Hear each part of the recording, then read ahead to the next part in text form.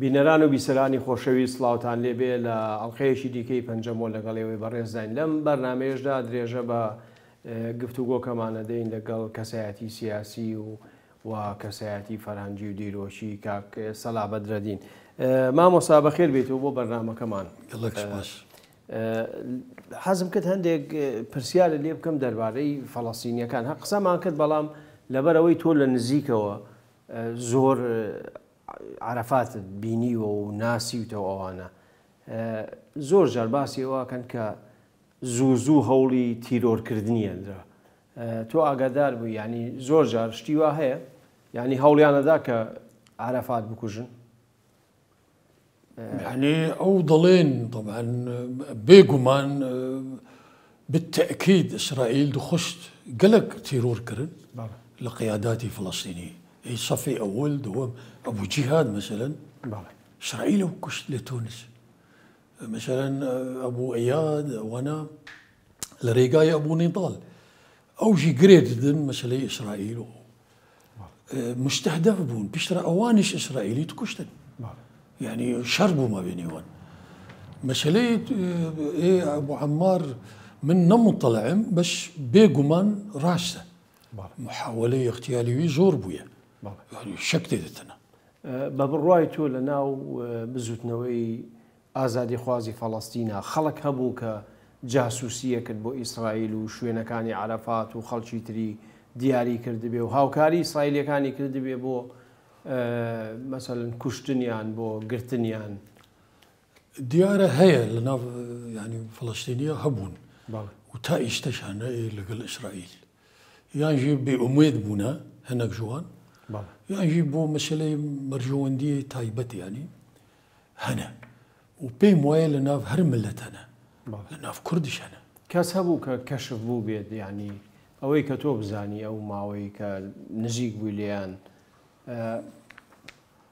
خەڵک هەبووی گەورە لە ناو فەڵەستینیەکانە کە شایلی هەبێ وەکو لای خۆمان هەڵێن؟ نا پشتی عرفات شو رحمته قلك قصي متناقض درجون هناك خلق اتهام يكتر ذكر يعني بس تبلقى لا يبنينا اش مطلع بس الاعلام درجون يك اتهام يتردك طبعا صراع هنا بيني وان يعني او وقت الصراع حزبيتي تشي دبي اخلاقنا مني يعني هرتش توند بي مسألة دبي شخصي وجاز لبرواز متحفظم يعني او اتهامات واي مضاد متحفظم. اي مردنكي مردني عرفات قوايا جهريا ناوتي وكشتويانا و يعني او الراست يعني تو لبروي بيونديتي لك يسرش بيونديتي لك فلسطينيا كان هيج زانياريكي دروستتي لويكا خوي مرديا كشتيان او من وي وقتي بيشتي ابو مازن بو سروكي فلسطيني من لين برسي الموضوع قلتم يعني قناعتي تتشيها يعني أفتشتي قصة ودر أوي برأيي إنه يعني مردنكي طبيعي بو نخوش بو لميج نخوش بو رأي أبو مازن أفو أز بشرة أو يكل دكتوري عرفات أشرف الكردي بو شو رحمتي أو كردي أردن كردي أردنها كوري علي سيد القراني معروف من عمان إلى العمادية دوشتي من بوزور أو دكتور أشرف دكتوري ودائما قناة الجزيرة دائما وميوان ذكرن وهر إسرائيل اتهام ذكر جارك موي العمان ديت قلتم يا دكتور اشتت قلق قصدكي وفلسطيني او اشتنا نالين مثلا ابو مازن رايك ترهي باش تبوخ تخي يعني تبلقى لايته هنا قلتي والله بلقى نينا ومن فحص جيكريت تشتك ديار نيه يعني بجاوي وادق او جحرك هيا لو خوين درناشي يعني ديار نيه لو تشخيص وانا تحليل درناشي يقول باشا تنا فلسطينية يعني تبوخد كيف فلسطيني أكثر من الفلسطينيين من وين بيقول قلت والله خبراته والشيار بو نما أوكر يعني نما قشكر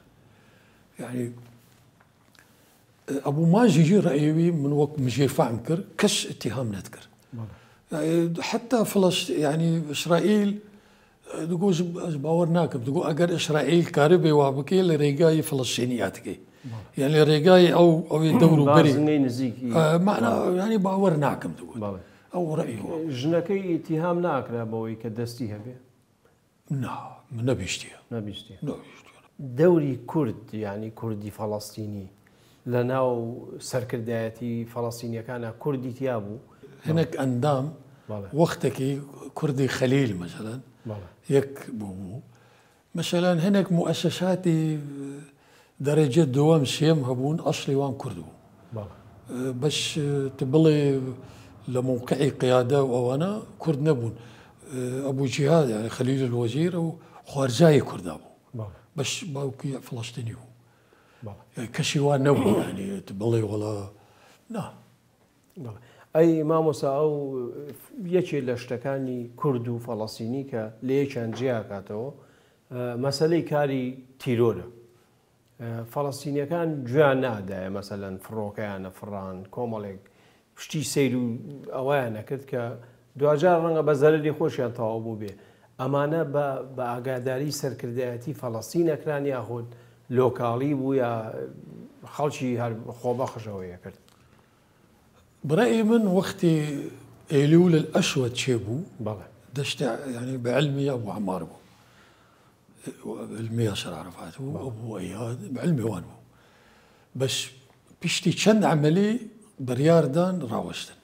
أوي ما بس كلا ألمانيا إيه فتح بلى أوي ملعب وينك بلا ليه جبهة شعبي حتى أخير بردوام بلا جبهة شعبي قيادة العامة بردوام بس فتح راوستان يعني ياسر عرفات راوستان خاصة بيشتي أوشلو بيشتي اتفاقية أوشلو وبيشتي قرا فلسطين أو كار حمي راوستان مامۆستا فەڵەستینیەکانیش لەناو خۆیانە گروپی جیاوازە بوون ئەمانە یەک ئامانجیانە بوو یاکو هەر یەکە و سەر بە وڵاتێک بوو بەکاریان هێنان یا برأي من أغلب وان قريداي رجيم عربي بون غير فتح قوتك قوربو شرب خبو يعني تاريخيا دوشتي مصر كي بينوي مهم مصر بوان مهمة ليه شري ندانين بو بعث بو حافظ أسد بو صدام حسين شري ندانين فتح بس أويتر هبوي مثلا صاعقة بعشيبون إيشوري بون وان شيكر جبهة التحرير العربية العراقية شيكر بعشيبون هناك فصائلي ترهبون جبريل مثلا جبريل ضابط بود مخابرات السوري ده حتى أخير وبنفس الوقت مسؤولي جبهة شعبي قيادة العامة هناك فصيلي تربتشوك هبون أو جي قريداي يا سوريا بون يا عراق بون قريداي وامون بس فتح يعني وكو بارتي زماني خدا زماني ملا مصطفى دادر خرسبو شرب خبو يعني حساب ليه دا تكرن طبعا بيشتي انشقاق بو بيشتي عرفات ضعيف عندك روداوي گرنجی مێژووی هەن کە زۆر قسەیان لەسەرەکرێت و ئەوانە حەزەکەم ڕای جەنابیش بزانم لەبەرەوەی تۆش لە نزیکەوە ئاگاداری ینی مەسەلەی کوشتنی دکتۆر شڤان سعید ئاڵچی ئەمانە چۆن ڕوویدا چێ ڕوویدا بۆچی هەندێک گەڵێن پارتی و بڵێن مەلا مستەفا دەستیان لەمەیە هەبووە هەندێک گەڵێن وانە ینی تۆ ئەو چیرۆکەت لە نزیکەوە چۆن بیستووە و چی ڕوویە دکتۆر شڤان باشکی چەپ بوو تەفگەرە سیاسی کوردستانی تورکیا ئەو لەوێ حزبەکە بوو بوونە دو پارچە چەپ و ڕاست وەک سووریا ولو چی بوو دکتۆر شڤان طبیب بوو دکتۆر بوو هاتە کوردستانە عێراق لەلای ئەسعەد خۆشەوی بوو تۆ بۆ خۆت بینی بووت پەیوەندیمان هەواڵبەند بوون نزیک بوون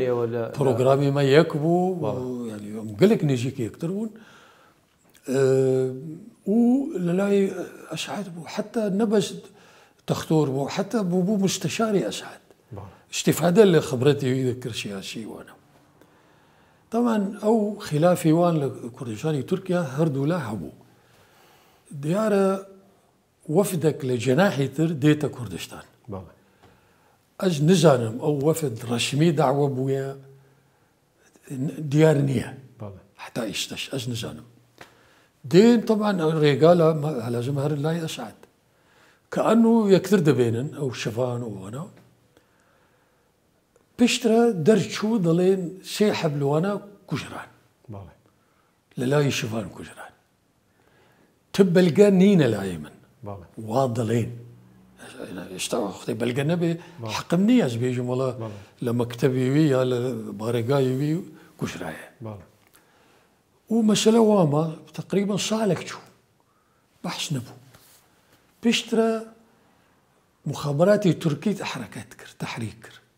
خش استفادة في مشكلة بك هناك ناردن شورش انه تركيا لازم جانبي وطن داشيوان هاتيه كشتن كي واكريه شوايا ضغطك لما مصطفى شيو لشورش وضغط قوربه يعني انه حتى هنا كرد هاتن او كرد جي قمان شروان هي لتركيا وي وقت يجي طبعا نيجيك بو حفتاو بينج هي شورش روخا شفان قرتن بري بقرن من بري وقت مخوا حافيجي كر شوما اوروبا اخر جار من او اسعد لاي مال مصطفى بون من وانديت اجو شفانا بيكا ودانشتندر قلت مالا من دروم اوروبا قلت من اشتي بو ما بحث نكر او بروبليم تقريبا شاش حوت ما نقدر باش ويا بو ما بحث نكر من اتزاني ديار ضغط شيبو در شفان قيرا قلت انت خلق كشتنا نزام شو محكمه ونزام شو اعدام كرا او تشيروك فيشكلي تشيو يعني از اشتا مسألة غامضة انه عجبا دشتي ويلا كشتني وان هبو يعني هن اطرافي ترهبون يعني اج في مسألة لا يمن ديارنية بحقيقة يعني برأيي من حتى اجر مثلا هوية ترهاتن كشتن حق نبو يكي وك شفان بيتا كشتن شفان حيف بو تخطور بو خزمت بو شورشكر بو بيشتري دلسوز بو بيشتري وميدا كابول يشتري لكردستاني تركيا سعيد على شيء دلسوز نبو با هيك انكار ناكم بس من ضلي ما دام وابو قالك ايه ترشنا هات با كشتن كاب اجبر اشكاليه يعني نزانم حاجه ويكو اشتياز باورناكم هذه شخصي ناس عموما كشتن مرفوضه إيه مجي لسوريا خلافي سياسي هو ام وك برابون يعني هيك خلاف هيك مشكله شخصيه تنبو ما بينيما منو كاك حميد او هيك محمد منصور اما محمد منصور زور جارب ذكريه كعقلي تعليب وعقلي مثلا هاولي توانوي كرد وامانه اما لسر بارشكاني تريش ايشي كرد يا هر لسر روجاوي كردستان ناردن قامشلي بو ما ناردن بو هفقرتنا قل تدي بارتيا تشاب ناوي بو هفقرتنا قل بو هفقرتنا قل ناردن شق بكن من بو جنابة بحشكر خدام اجرائي وابو يعني القور معلوماتي وي من قول بيشترى امو خدام تديما بيكا وجب هيك تشكر بو ما بحشكر يعني ناردن بو حجب بو ايمان بيشتي ناجح بو ولوي ما زور ما قو ملازم شو وبو جنرال لوي بيشترى ملفي كردي سوري تسليمي ويكرن بيشتوي ملفي كردستاني تركيا وكردستاني العراق تسليمي ويكرن او بو بربرشاري اول دشتخو خشتا هرشي بارشا يعني يشكر هاتو شون ذكر بو كردست بو مصيف هاتو تشو بيوندي اللي قالها بو يعني باشكرا هاتو لا بدي اجيب بس معلوماتي منها بون بلا علاقتها ولا قال او قلق خرابي يعني كما اسلوبي وي قلق يعني حتى الناحيه جواكي مثلا بيوندي قلق خرت كربون لقل كردا ومسيحيجي لقلبون جزيره او دائما لقل سلطبون يعني مثلا وتوك نمونه بيجم دايكم تشو رحمتي كون ودان كوني تعزيه وكو اصول يعني او دي شي تعزيه لوي وقتي ده دلي راشته فلان دشمني ميا بس دشمنك الشريفه فكرك ويها يا حزبه ويها يا خشنا ويها اي ماجي شريمتك من امجي شريويتك بس اب مسلك انسانيه ساتمه تعزيه ويبك يعني يك يعني يك عادي وناكي يك امن وضابط ودر يعني يبرنك يتر معامله بكي يعني او ناجح بو حقيقه والرجيم استفاده الجديد يستا ما ولا جيانا او بشترى طبعا نقلبو بشتي نقلبو ديار بشار الاسد لي حزنتكر او كر خوش نبكوش بريندار بو قوت نمردوها باش بشتي معلومات بو مهات نمردوها هي نهايه بلا لمالي خويا على سوريا على سوريا بلا ما مساش روداوي جرنكا ناخوش دياره بلامبل بكرد ريكوت نامي جزائر ايوه وكو حزب او وقتها هلويستان تند بو بلامبل با سركردایەتی شۆڕش و بەیان نامەتان بە دژی پارتی و مەلا مستەفا و ئەمانە دەرکردووە ئەمە ڕاستە کێ دەردەکرد ما ئێوە تۆ حیزبەکەتان بڵێ ئیشتا تا ئێشتا هەنێک دەڵێن مەسەلەن هەنێک بڵاو دەکەن ئەڵێن نا یعنی خۆ تۆ بۆ خۆت سەرۆکی حیزب بووی بنە حیزبێک چ بکێ دروستە مەسئولی خۆیە يعني چ بکێ علاقات بەیانات حزب او مسؤوليته هالدقري رايي من واحد بالنسبه لي الموضوع طبعا صراعاتي حزبيه هبول اتهامات هبول ما تندر كردوا ما ضلين كش لايوي او بيان هبي دربخي بلاو بكي اگر تشتكي وهبي بلاو بك يعني ايوه هيش حلو يستكتان باشا بيستو 6 سالا بيستو 4 سال الله كاك مسعود وكاك نيتشيرم بو ما بحثناكن بو نسخك لا يوانية مثلا اصله اساجرتنا وي وقتي صالح حشتي وشي حشتي وشي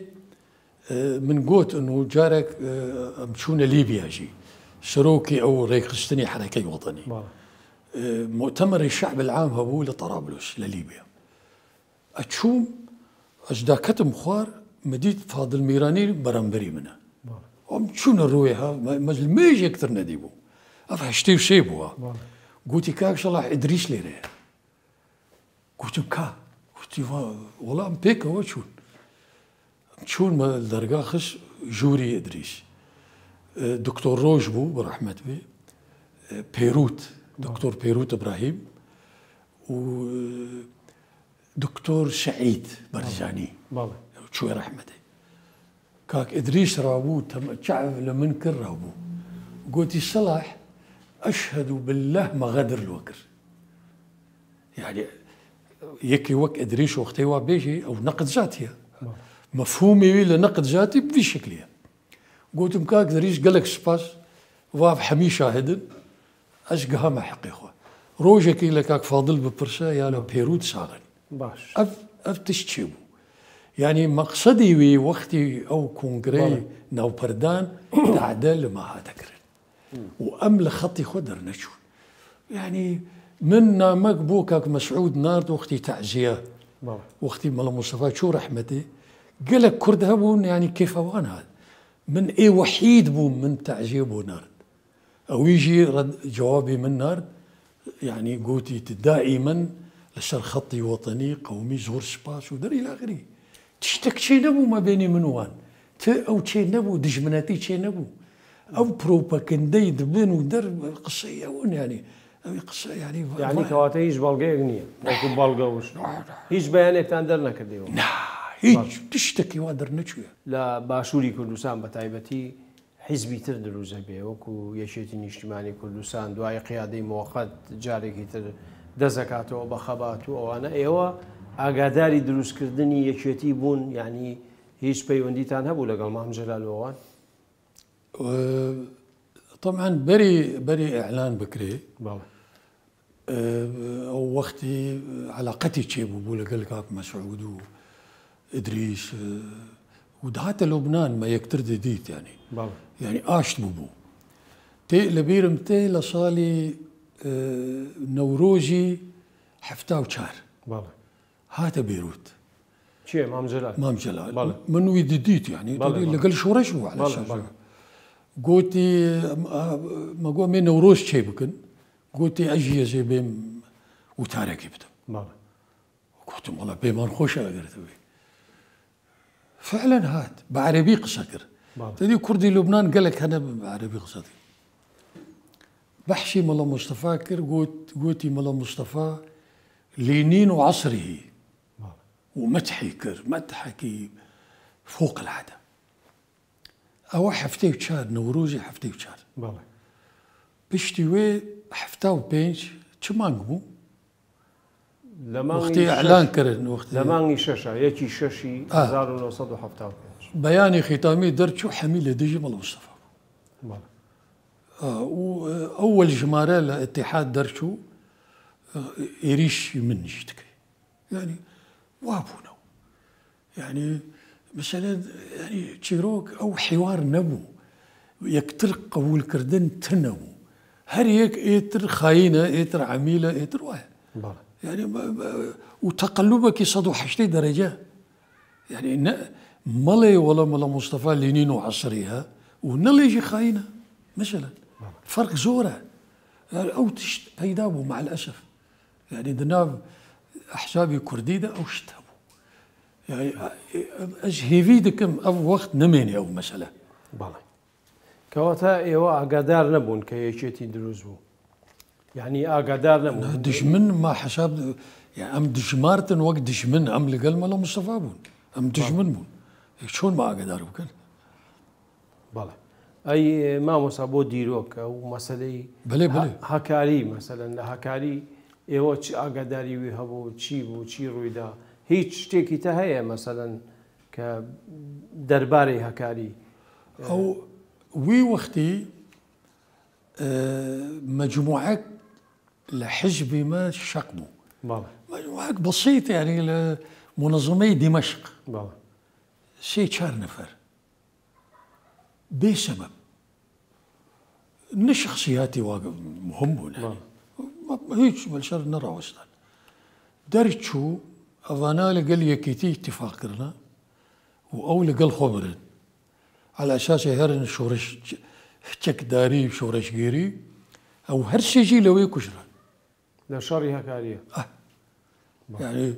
ما في تالي ما فهم كر انه او خلافي وان تشك داري بو يعني بو درجه تشك داري عندنا نجعنا يعني وي وقتي سامي عبد الرحمن مسؤولي او منطقه بو للاي بارتي وابو عنتر ابو يعني افانا بو ليه ما دام شري سياسي هو يكتر قبولنا كان بو كشت يعني جاره واي تشك داري بو وابو تشتكي نخوش بو طبعا يعني بيمان باش نبو جرر قهاش حميه جرر قها قضيه كرد ام نطرفك بون لغه تشتاده ام نطرفك زور باش كواتا شويه جين ودواي درجه بسيطه دووبارە سڵاو بەڕێزان درێژە بە پەنجەم وەرەدەین لەگەڵ مامۆستا سەلاح بەدرەدین. سووریا دەوری چی بوو لە ئاواکردنی یەکێتی؟ چونکە یەکێتی لە سووریا یەکەم بەیان نامەی خۆی لەوێ دەرکرد. ئاگادار بوون ینی حافز ئەسەد و سووریەکان ئاگاداری دروستبوونی یەکێتی بوون لە سووریا. منە تشتێک هەیە دەبێ مرۆڤ بدە بەرچاو. حافز ئەسەد طموحاتی هەبوو جەناحێکی کوردی بۆ خۆ پەیدا بکەی. شرانشري هرشار بارشا طبعا اعتماد لشر مام جلال ذكر ولبروا دعمي يكي تيكر وشري برجاني وبارتيكر حافظ أسد. برأيي من دوي وقتي ده تكليف يعني ديارة قصة شيبو إنه لتركيا تشتك مكان. مام جلال ديارة حميد أو تكليف كرن إنه تشتكي لتركيا. رشيد حمو شو تركيا شو كردستان.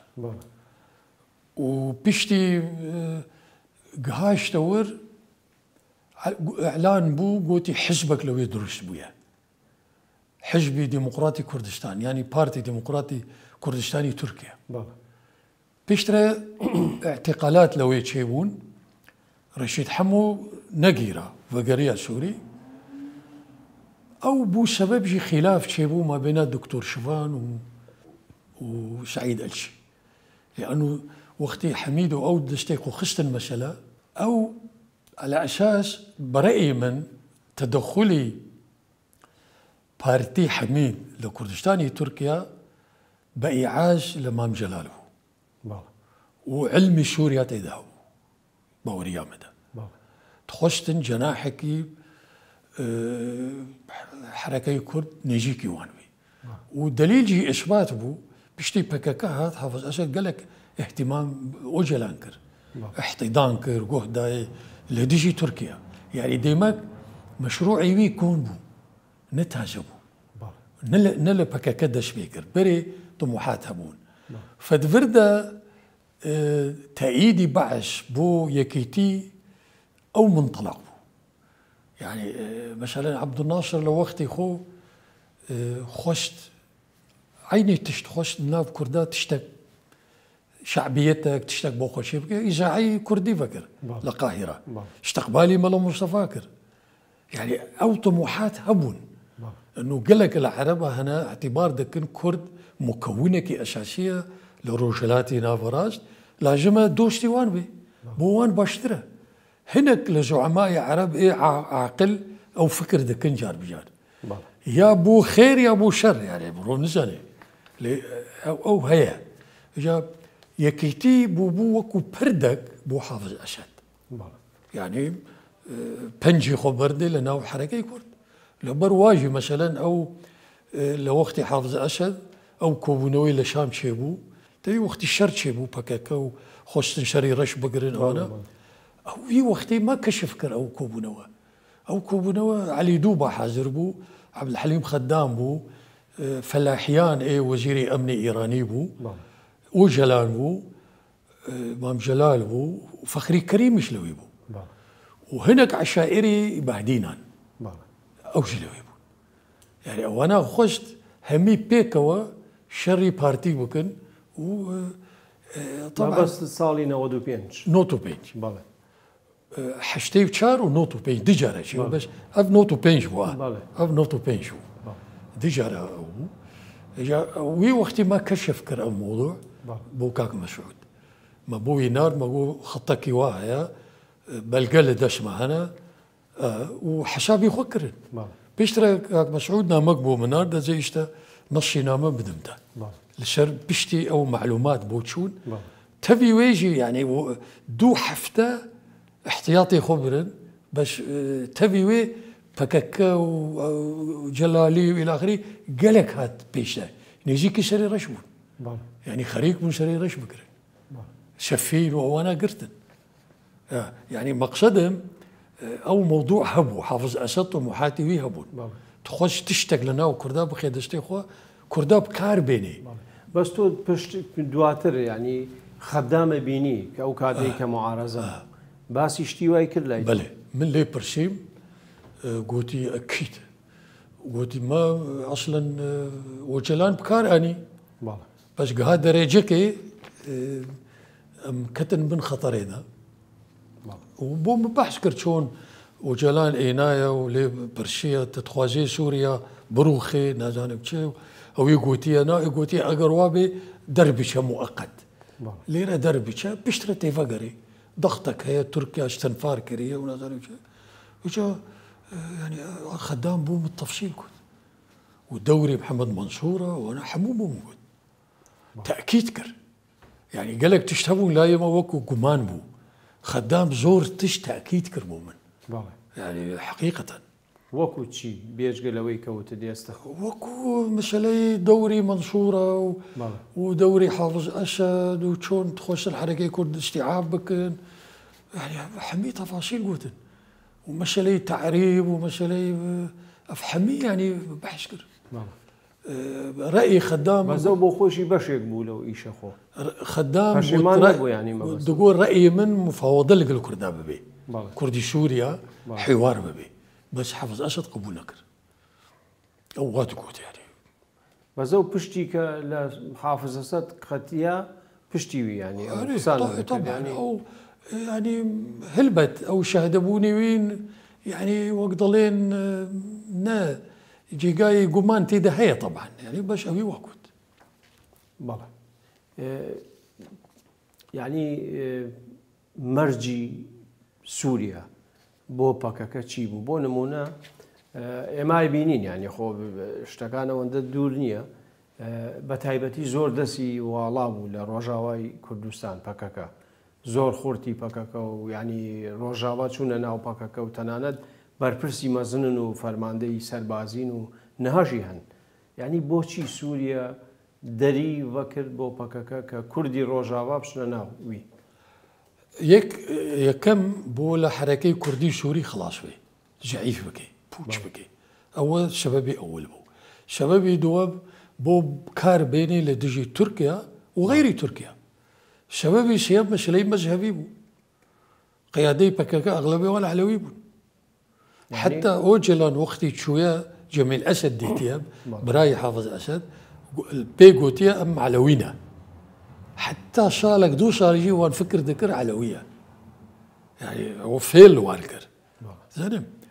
ليه مش مشلي يعني كوجلان واقوتي بي ماما ساقر وجلان لا اوان قوتي بي يعني خو وجلان بخونا قوتي والله قالك تشتهنا بلقي رسمي نينا بس يعني قصة درد شيء مثلا حتى جميل أسد باعتراف كرنا قصة كريه بيشتري مسألة إيران هي يعني إيران وحافظ أسد شو أساسي قهانها مسألة مذهبية أو بكاكجي ما بيني هردو هذا يعني بكاكا لإيرانش مقبولة ومدعومة لأول تايشتا وحافظ أسد جي عيني ريقاقر يعني شروك وابو مسألة طائفي خرطمو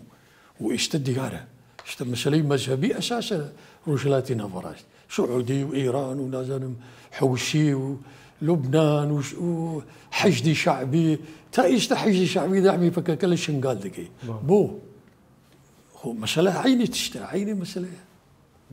كواتا سوريا هميشه ويستويتي وقولاتا كانتر كارتي كرد بكار بيني برجوندي خوي أو طبعا أرمانج أبا أو كردا بكار بينن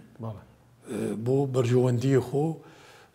ممكن لديجي تركيا ممكن لديجي ولاتا كتر مشكلة دينا حتى لديجي هريم كردستان يعني بوان مشكلة دينا المهم كرتك بلا دستوان ما مساهيج يعني بلغيه كيكا بحكا قلت بيه كردستاني سوريا تنا اشتيوا هي بلى او 10 أيام مع ابو او كتاب قدرت شويه او كابراك لبنانيه صحفيه لشر زماني ويضلي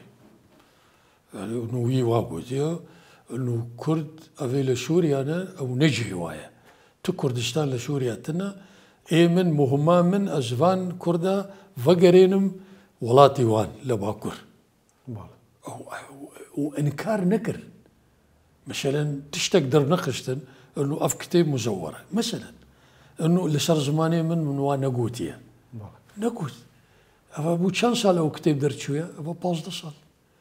20 صال باشا اگر تكذيب نبوبه معناه خرجت دوفرا يشتا تشتي بكاكا دكي بيدي يعني تكميل دكي يشتا كرد لسوريا كيم بونا لو وقتي سلطي وان شي بويا يعني لصديق حفتي مثلا منطقي جزيره يشتا بويا بيشتو بينج كرد بلام كبكاكا دروز بو صالح حفتا وهشتو دواتر وهتا تانا ودكانيش يعني هميشه دروز مي كردستاني مزنو نخشوي هبوي كردستان يعني اجتهاد سوريا هرت اشتهات قورت او شعار ودرنا ما يعني. بەڵێ تۆ بۆ خۆت لە نزیکەوە چەند جار ئەوە جەلانە بینیوە؟ من جارێک دی حەشتەی و شێ وەختی لە لوبنان دەرچوون شەڕی لوبنان و دەر دوو شتێکی مەی مشترەک هەیە جیگای اعتیماد بوو لای من یعنی وەختی گەیشتم شام من خەبەر بۆ ناردەن و من لێرەمە خەبەر بۆ من نارد گوتی تل وەختی خوا هاتی ئەو جەلان دخوازێتە ببێنێ وبرأيي من يكتر ببينن مصلحتها بلى بلا مالي وي يكتر دي جاري أول وأخير يعني طبعا يعني وقتين ما يكتر ديت يعني دشت بيكر إنه تلبنان لما حرمان دمو تريقان ندا ما أم بيوندي شيء بكدر قلتم خو اش حاكمي لبنان نبو مكير اگر وابا من لبنان حكم كربا واشتلوا يبا ما تشطلي بري خدا دو هوا لا يبون بيكا لقلها تبون قلت نتوا قلت او يقولنا اجبني من جانب شيء تجاني شيء برشفي دا قو قشمر سكتر بها هوالي مكتب شياشي وقتي واقود يعني لا يمن ما قلت أفتشي يعني قال لك كيف يسيروا أو قصة إهانة هذا خوكر المهم قصكر ضل أم ببنيك حزبي ما هو حزبي وببنيك أمي كردستان حمي بكر قلت أم بشوشك أم فقير يعني قلت نا قلت أم ببنيك تي سوفيت ومنظمة التحرير بوما تأمين بكي وكدي وضعي ما تباو قلت مرات دناف كردي تركيا هذا واتفاق نينا ونخلكي اعتبارتك خاين تتشجب هاد شيء نكرنا لقى الأحزاب يتر بيشتري موقفي لو بو كردستان العراق تلقى مثلا يكيتيا ديجي مالي برزاني يعني حمي نقطة خلاف ما بينهم هم يتشابه بينهم يعني دوي مكتر بناس بيشتري مقو أجر برشكل تبوكم أجر يشتغل أنقرة بابا وتأج لأنقرة دي تباما تي برش نكربا توليريت شتكي قلت مشتا حق أزوي برشل تبوكم توليريت شتكي لازم أم مسألة حل ببن أم فين بكن أم اتفاق بكن بيشتري كتير ممكن أشيء يعني نوعك اشتهروا بيبو طبعا او وابو عقليتي وابو معلش ما مساتو بوشي شويته باشوري كردستان يعني هو كاريك ابو لبر مساله امني بو لسر يعني مساله شي بو دبيجن او تو خدمتك زورت ببارتي ومالي ملا مصطفى كردو طبعا او لبروي يعني او موقفها بو وقت اللي دروا بو اجل قلوان بو سياسيا بس شو الدنيا من وقت ما أو نام بوكاك مسؤول نشان أو أجدع وكرة نامك في رجبايب ومنار بيشتري أجدع وكرة كردستان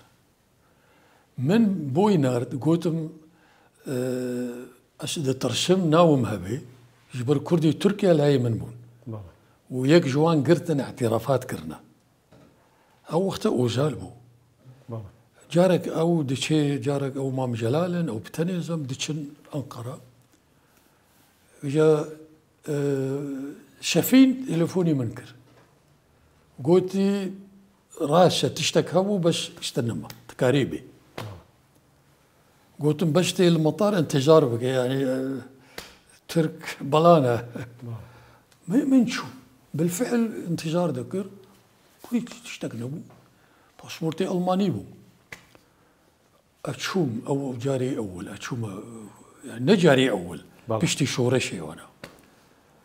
بشتي صالح حفته اتشوم قام درباشي حدود بو منطقي زاخو تماشام كر عز الدين برواري مسؤولي لقي يكبو وفرقي كشاف نينا هاتنا بيشيا من بيشوازي اش قالك مش شرم كريا يا ابو عرفت شي بيشتري بقول كاك عجدين شو مسألة قلت والله شرو امر كريا ما فاهم كرت زاني او موقفي من او تدي ما كشف كر او مؤامره الى اخره شو يعني مهم تو هيك من ديت برسياليتك ورقيت ايش ورقي لنا بارتي وحكومتي هريم نا هيك شو ما وي بيشترى قصي شيء بو الى اخره باشيا من كرن لمن خوشن او كاك نيتشير بيكو ونقولتي ام تخوازن ت الي ما يعني ليره بميني شبر وضعي ما قلق خرابه ويعني يعني خلكي ما كيمن يعني مشي كوا الى اخره ام تخوازن تالي ما بكي مقوت اشدكارم دائمي بمينم عائلي منها يا شيء منها يعني حوالي شيء مني حزبي هيا لاشكارم هر مدك بيم يعني ما اتفاقر هر شيء مانغلي رفم شيء مانغلي درو واشيو جاركي والله بشتي كونغري يازدا قوتي ليرة بمنا يعني بشهرة وبرا وليرة بمنا وخانو بو من اوكرت اشلوي ما بيشتو 4 سال تقريبا يعني مستشاركي نرسمي بوم نمو اعلن جبر علاقتي بحزبي من ابو يعني ازنا كردي عراق ازنا اندامي بارتي ما شي ندبو يعني ازدواجي وتشتوا بس دلي من بوان دخوش متخوش علي كريوان بكم خاصة مسألة قومي ومسألة علاقاتي عربي الهردو مجال يعني من تخشير نكر تشتي واجبي اخوة من بيك يعني ودلي من مرتاح ضميري من مرتاح لو فتريك لوي او 24 ساعة تو دوري خراب النبيني بو خراب كردني بيني يشيتي وبارتي نا نبيني من تدخل بو مسألة نذكرن حتى يعني لروجي أولا من يعني أواجي ندخوش من يشداخو ياكرن أنه أز مسألة قومي وعربي تشتكي تر استدخلناكم هاي لقل مام جلال وانا ندر بيني بيني مام جلال نبيني كونغري وقتي كونغري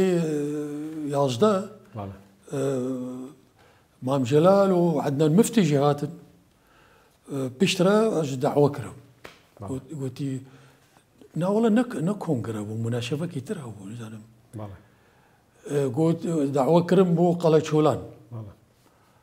عندنا المفتي زور حوالي كي دوسته كي خوشويسته بو من باوري مقلق بها باوري ويجي منها مقلق برادر يعني ام شون طبعا ام وفدك بون رحمتي مشعل تمو بو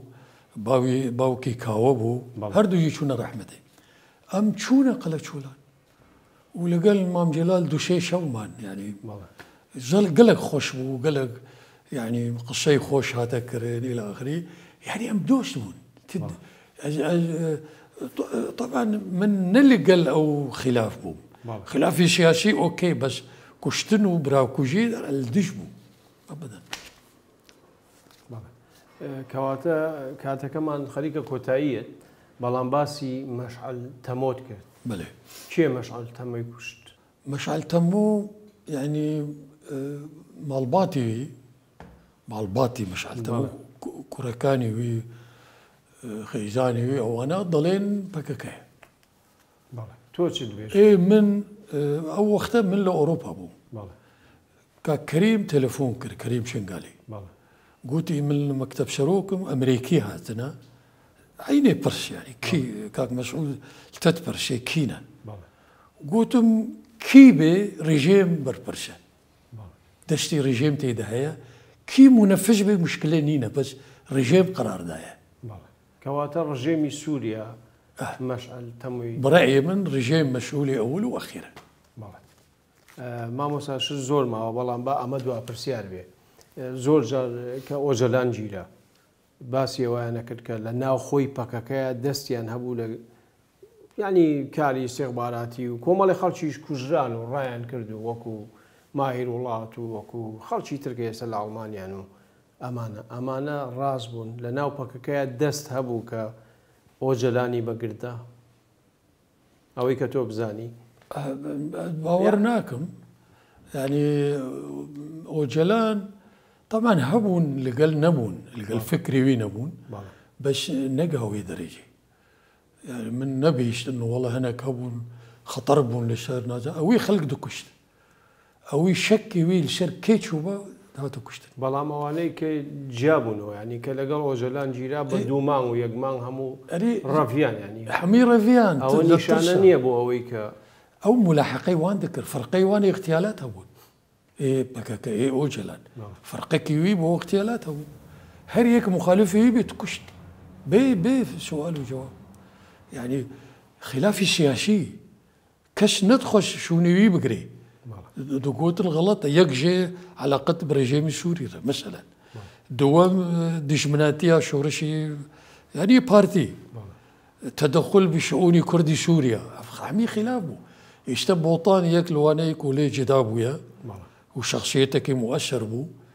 من بدريشة يكثر مديت يعني بلام تو كاريگري واشي نبو لسر سياستي دروي بكاك أري بس شاهد بو قال لك معلومات لا يهبون يعني عيني يعني أو تشتي من ظلم